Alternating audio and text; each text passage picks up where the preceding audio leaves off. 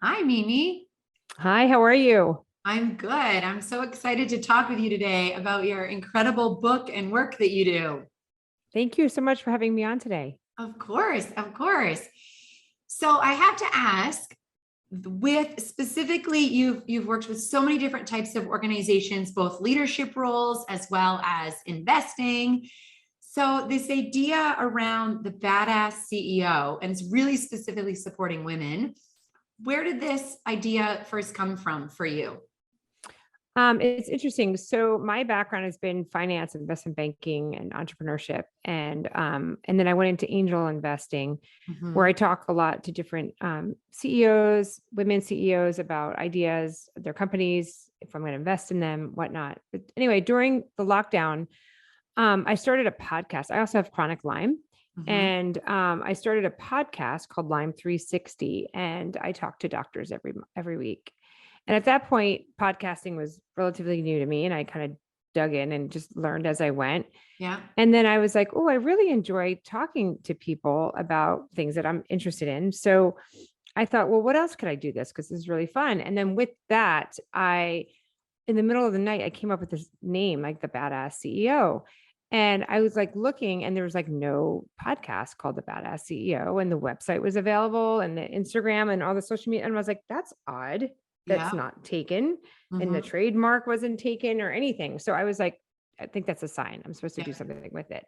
Cause I love the word badass. I have a 6-year-old that I'd be like, hey, you're so badass. And first time she heard it, she started crying. She's like, Mom, don't call me a badass. I'm like, no, no, no, no. That's like a good thing. Like, I'm from New Jersey.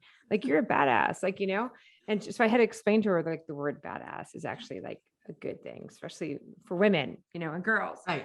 And Right. so anyway, so I was like, oh, that would be like a cool, like, there's like how I built this, but it's geared towards just, both men and women. And there are other female, Girl Boss and other female podcasts out there. But I just thought it would be interesting. A lot of them aren't geared towards like finance and actual the nitty gritty of like pretending that you're an angel investor interviewing, a CEO. So that's kind of how I came up with the idea. And then I just started calling the people I knew that were already starting, like had already talked to or I invested in, and I just started from there. And then now it's kind of fun because it's also a way for me to continually like almost like get ideas for investing.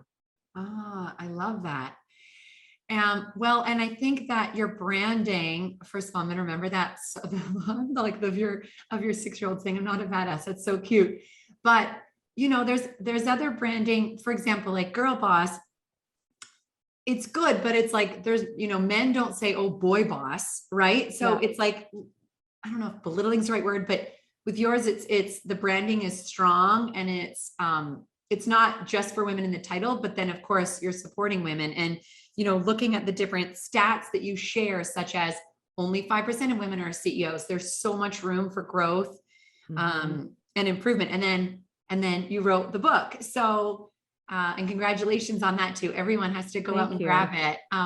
How to be a badass CEO. So you can you start off by just sharing, and I know you can't go super in depth, but sharing some strategies or information that most female leaders, whether they're an executive or a CEO, wouldn't know about attracting investors. Okay, sure. So specifically the investment side of it. Yes, yes, because I think a So for lot of it me, isn't talked about. yeah, I think, well, I saw a trend when I was started, talking to people each week, different female CEOs. And I thought it was super interesting how, um, a lot of them weren't thinking big enough. And then I looked at like ones that I've said no to in the past. And the reason why I said no is because they weren't thinking big enough. They were not going for like investors, specifically ones who are angel investors or really early seed investors. They want to know because it's a super high risk and the chance that like it's going to succeed is pretty low. So like, and we know that going in, like for every 10 investments, we might get one that hits. So we want to know that like out of our portfolio, one of them is going to hit big that's going to cover the loss of the other ones. So, like, for example, I don't want to use a name but somebody I interviewed, I loved her idea. I loved her product, but she only wanted to taste specifically to one area. And I was like, wait, why aren't you selling it? And she's like, that's not what I want to do. And I'm like, oh, then I'm not interested. Like, I need to know that you're going to be in every market, not just this one specific market that you're looking at. So I think you really want to think big. I think that was one of the mistakes I see, like when I interview, I always ask people like, you're 1.7% of women, only if CEO women, entrepreneur women reach $1 million in sales. So Nice. I'll ask a lot of my CEOs that I talk to that have reached that number, why have you reached it? How have you gotten there? Why are you different?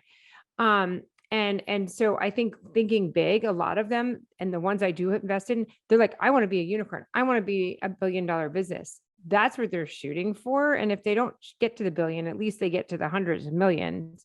Right. And so that's what they're trying to disrupt an industry. They're trying to fill a white space. They're trying to completely change the way something has happened. It's not just like one little product that they're launching, like a one-hit wonder. So that's one thing I'd say is think big enough.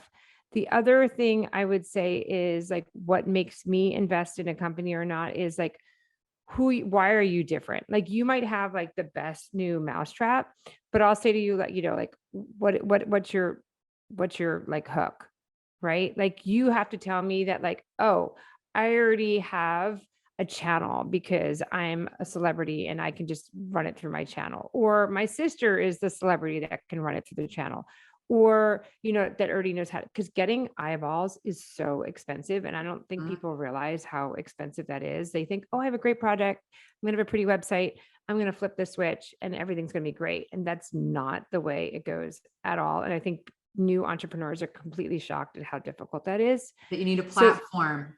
You need some kind of platform or something that makes you different. Like, what is your hook? Like, why you versus your next door neighbor that's going to launch the same product, Right. So having that is super important.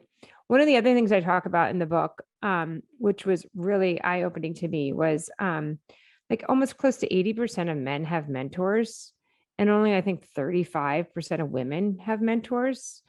And I think that's a huge problem of why we're Yes. not successful, because men aren't afraid, even though they might be afraid to ask for directions way back when, right? The joke was like they never wanted to stop and ask for directions. Right. They have no problem asking for help and kind of getting support in the business world, and kind of like really networking and using their contacts to build their business, or to get ahead, or to get to CEO, or to network. Like they're like, they want to play golf and network so they can get to like, rub elbows to be able to find the investors, or to get to be a CEO, or, they know how to play the game a little bit better, I think. Whereas women tend to be like, we want to do it all ourselves. Like we got it. We can multitask. We can take care of our kids. We can get dinner on the table. We can run our business. Like we kind of want to just do it all, instead of like finding the person that already did what you wanted to do, or getting yourself in a group of other women that are doing the same thing, like pace partners. Yeah. That's one thing we always said, like even when I did, multi-level marketing with Beauty Counter, is like find your pace partner, like so that you have somebody you're accountable with every day, and that you can like kind of just talk to each other and be like, hey, I'm experiencing this. What did you do? So I think having that is super important. I think a lot of women don't do it enough. Yeah. Yeah. Oh my gosh. All super valuable. And the first one, when you were saying about not thinking big enough, it sounds like it's a combination of mindset and belief and strategy to back it up. Like saying, we want to get to 10 million, or we want to get to 100 million.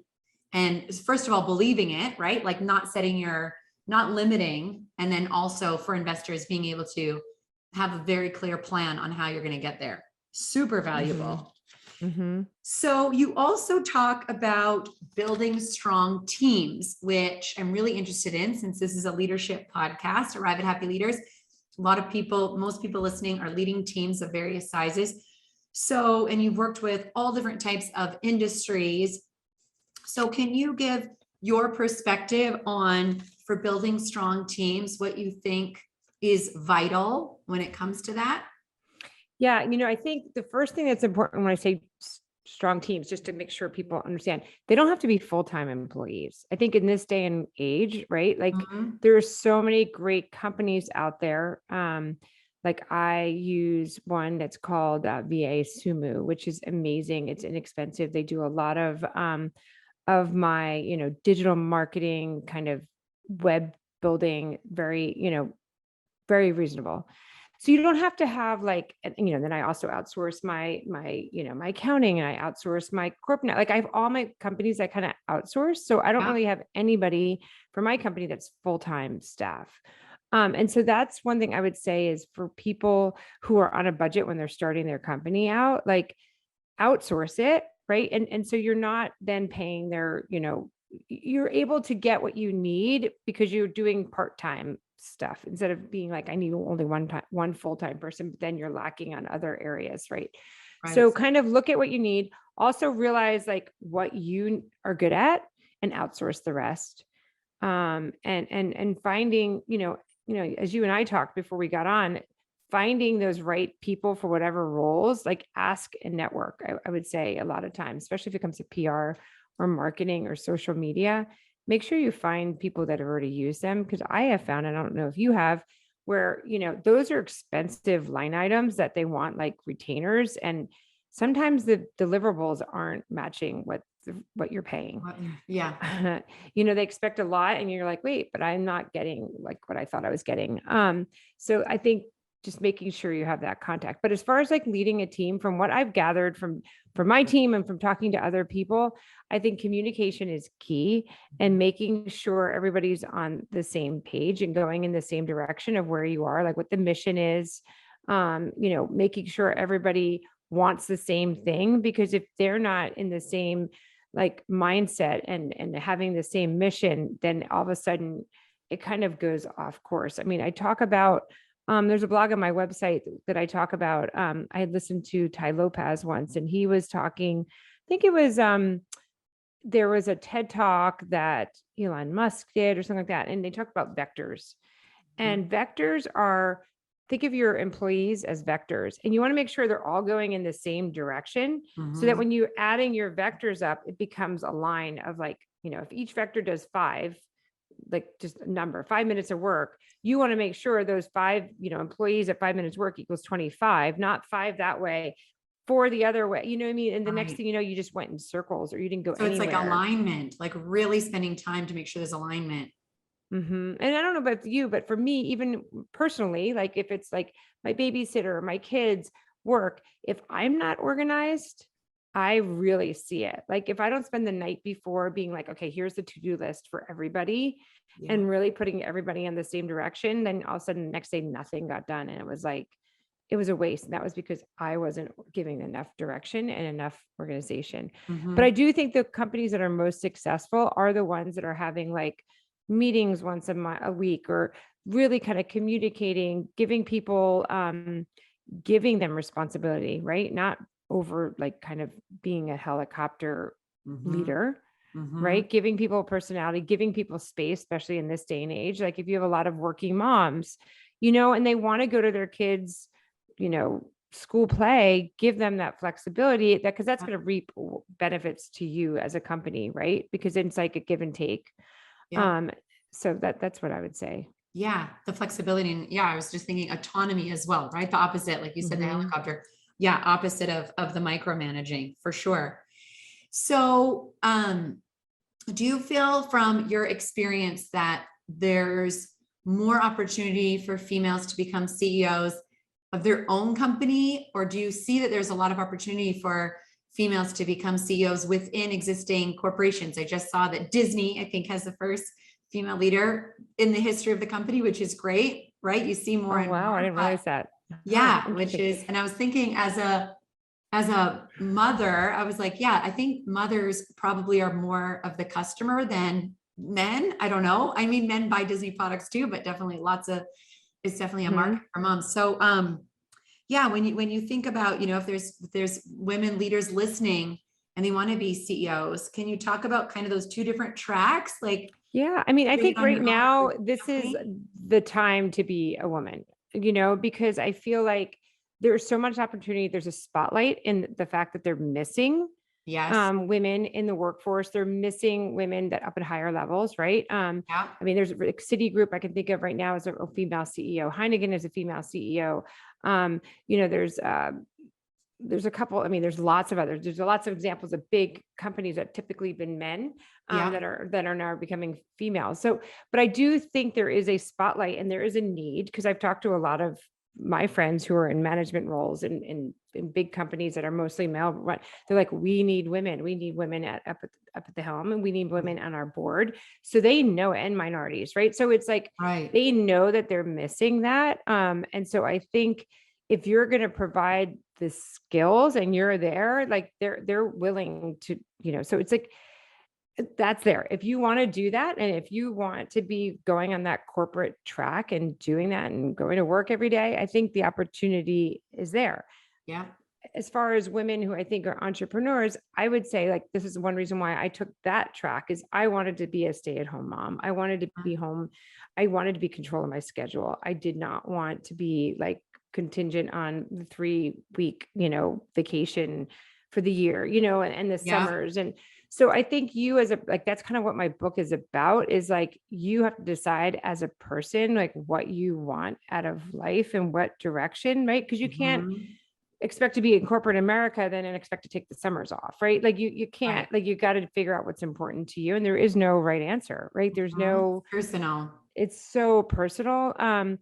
And being an entrepreneur of your own company is not easy by any stretch of the imagination, but you're able to control your destiny a little bit and like decide, you know. But when you go on vacation, you're not taking off. Like, I don't know any entrepreneur or CEO that like just completely tunes out when they No, if leave for it's the your week on own, it's vacation. always, yeah, it's always there. Yeah. It's your baby. It's like Yeah. another baby. And it's like, okay, Yeah. well, now you're hiring a babysitter to watch your baby while you go and do whatever else, or you're making Right. sure. That's one thing I've learned a lot, is like, as a CEO, we think we have to do it all. And I think what we have to, like, women have to remember, being a CEO is like a contractor of building a house. Like, you're not doing the plumbing, you're not doing the electrical, you're hiring all those people and you're just overseeing it and thinking of the direction of what you want the finished product to be, or where you want it to be in 10 years for your company. So the same thing as Mhm. a CEO is like, you don't expect that you have to do everything. Just, you're setting everything up. Really, ideally, as an investor, I want to know that if you don't go to work tomorrow, that company still works without you as the CEO, right? Right. You're just Right. setting up the systems, you're setting up the right people, the best people to run your business, and you're just giving it the direction. Right. Right. That's really, really valuable. And I think talk about mindset and, you know, self perspective. If you're starting off, let's say year 1, year 2, year 3, you're holding on to everything really, really closely. But the sooner you can hire, the sooner you can outsource and start delegating, you know, that's obviously how you're going to scale faster, you know, especially Mhm. sales, et cetera. Um, so, can you give us, you have a lot of other messaging and really, really strong strategies within your book. And of course, everyone can listen to the podcast too. You know, we're about to start 2022. What piece, maybe 1 or 2 pieces of advice would you like to leave people with as they're thinking of starting the new year, for the CEOs and leaders who are listening? Interesting. I think right now it is like the perfect environment to make sure you're looking around and being um, adaptable, and that you're willing to pivot, right? You know, I have a lot of friends that are female CEOs of companies, and they're kind of like, my business is like in the slump because I'm a wholesaler and da-da-da. And I'm like, well, why haven't you pivoted yet to become a B2C?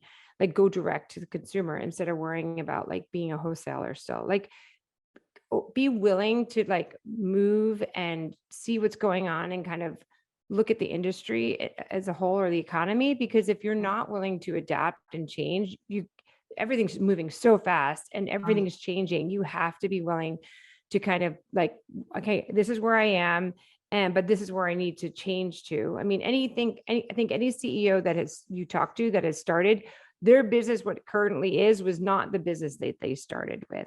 Their product is different. You're always listening to your customer. You're changing. Just be on the move. Be willing to listen. Be willing to change, and kind of keep adapting, right? And to Mhm. keep pivoting from there. Right. Really, really good advice. Yeah. And I think constant, right? It's not like there's going to be this time period and the dust is going to settle and it's going to be calm. This state that we're in will continue, and they'll continue to change, will continue to be fast. And so I think it's always looking, like you said, at the industry and what opportunities there are. And the hardest part probably for a lot of people is maybe what parts of the business you close or let go of, even though you've worked so hard, if that's not working anymore. To be able and I would say, make sure and this is a mistakes I've done a couple of companies, and I've talked to other people. It's like, sometimes when you're so frustrated with a piece of your business and you're like, I'm tired, I don't want to do this anymore, I want to close it down, blah, blah, blah. There's probably some value in that business. Don't just close it down, try to sell it. Even if it's for something nominal, like if it's an email list, if it's a Facebook group, people are willing to buy that stuff because they want the names on there. They want the contacts. And I know, like, just even if you just give yourself like a week just to take a breath, and like, because I've been there where I just like closed down a business because I was like, I'm so done doing this. And I look back, I'm like, wait, why didn't I sell it? Like, why didn't I, it's because you're just so emotionally fried. Yeah. That you don't know what to do. And you're just kind of like, I'm done. I just want it to go away. Right. But give yourself like a second to breathe so that there is some value in it somewhere. So don't just close it down. Really valuable. Oh, Mimi, I feel like I could talk to you a lot more, and I'm hopefully we'll be able to have you back in the future. So where can people find your book, learn more about the work that you do? Sure. If you go to thebadassceo.com, I'm also on pretty much every social media channel except for TikTok. I haven't transitioned over that. And then my book you can get on Amazon. And you can just go to how to be a badass female CEO. Awesome. Well, thank you so much. It was such a pleasure talking with you, and thank you so much for having me on. Same to you. Take care.